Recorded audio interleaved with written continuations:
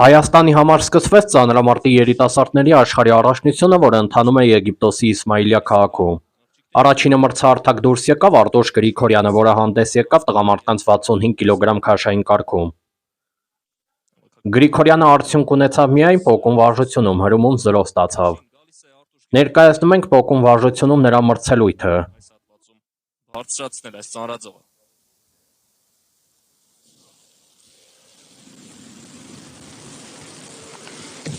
Ու կանգնել, հավասարակշռությունը պահեց ու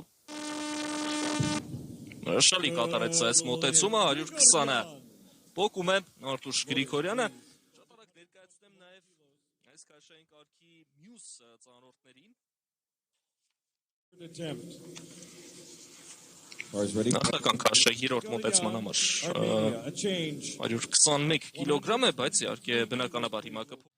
Հարգելի մարզասերներ, ակտիվ հավանեք տեսանյութը և սպասեք Հայաստանի մյուս ներկայացուցիչների մրցելույթներին, որոնք ևս կլինեն Արոշանյան մեդիայի յութուբյան ալիքում։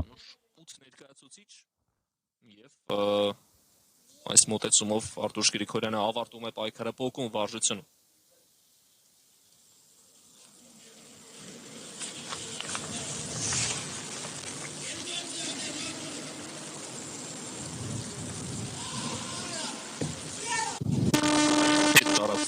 Ծանրաձողը և բավարարվում է